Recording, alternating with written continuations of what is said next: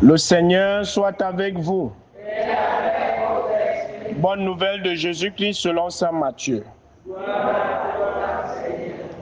Matthieu au chapitre 13, les versets 31 à 35. En ce temps-là, Jésus proposa aux foules une autre parabole. Le royaume des cieux est comparable à une graine de moutarde qu'un homme a prise et qu'il a semée dans son champ. C'est la plus petite de toutes les semences, mais quand elle a poussé, elle dépasse les autres plantes potagères et devient un arbre. Si bien que les oiseaux du ciel viennent et font leur nid dans ses branches. Il leur dit une autre parabole.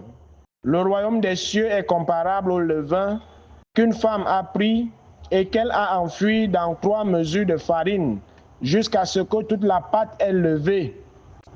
Tout cela, Jésus le dit aux foules en parabole, et il ne leur disait rien sans parabole. Accomplissant ainsi la parole du prophète, j'ouvrirai la bouche pour des paraboles, je publierai ce qui fut caché depuis la fondation du monde. Acclamons la parole de Dieu. Bien-aimés de Dieu, chers frères et sœurs en Christ, loué soit Jésus-Christ. Loué soit le saint nom de Jésus-Christ. Une fois de plus, bonsoir à tout le monde.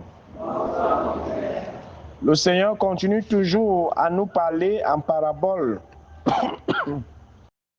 On dirait qu'il est déterminé à aider ceux qui ne veulent pas comprendre à ne pas toujours comprendre et cacher cela à ceux-là qui pensent qu'ils n'ont pas besoin d'aide ou de salut, mais révéler ces mystères à ceux qui sont ouverts, humbles et destinés comment je vais dire le mot, et décidés à pouvoir s'ouvrir à la grâce de Dieu et déterminés, c'est le mot que je cherchais, et déterminés à être ouverts et accueillir la grâce de Dieu pour leur sanctification. Alors, à travers ces 2 paraboles de la graine de moutarde, qui est la plus petite, et du levain, le Seigneur veut nous amener à soigner nos regards que nous posons les uns sur les autres. Dieu voit toujours le potentiel qui est en chacun de nous. Quels que soient nos défauts, regardons avec Saul, qui va devenir Paul. Pendant que les autres voyaient en lui un méchant, quelqu'un qui a malmené les premiers chrétiens, qui les a torturés et autres, Dieu lui voyait le potentiel de Paul. Dieu lui voyait en Paul ce levain. Il voyait en Saul cette graine de moutarde qui demain deviendra un arbre qui va donner des branches, et sur ces branches, les oiseaux viendront y faire des nids. Et le Seigneur a eu raison par la suite, parce que le Seigneur a utilisé le potentiel de Saul. Et aujourd'hui, c'est lui qu'on appelle l'apôtre des nations. Vous voyez que grâce à l'œuvre de Paul, l'évangile s'est répandu hors de Jérusalem et des frontières de Rome. Ça veut dire que ces branches, il est devenu cet arbre-là qui a donné des branches, et les oiseaux qui sont venus construire des nids, ce sont ces nations païennes qui ont adhéré au message que Paul a annoncé à ces nations, ce message de salut. Donc pendant que nous on voyait en lui cette graine de moutarde qui était insignifiante, mais Jésus voyait le potentiel de Paul.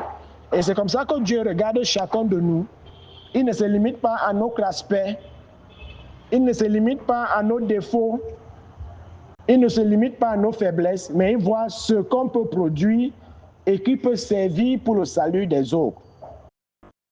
Et c'est ce regard-là que le Seigneur veut que chacun de nous travaille en lui, qu'on cesse de minimiser les autres, qu'on cesse de penser que les autres ne peuvent rien apporter, ou rien nous apporter. Et comme disait le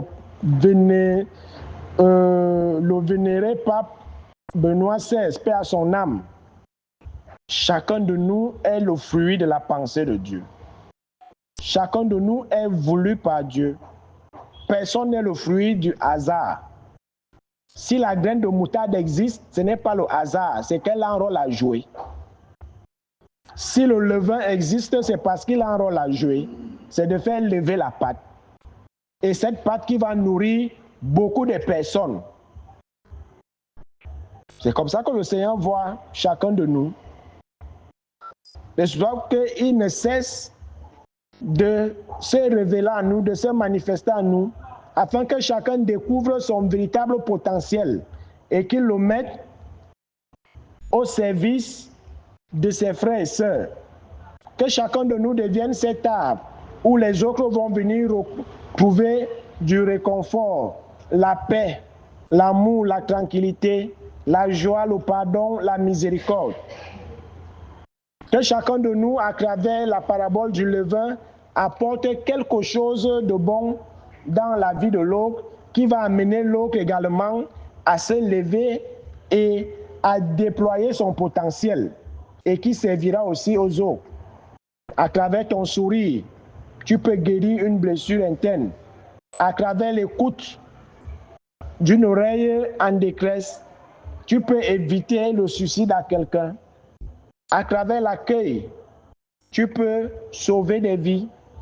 Que chacun de nous déploie véritablement son potentiel et qu'on apprenne également à avoir dans les autres ce potentiel, non pas seulement se limiter sur les faiblesses et les limites des autres.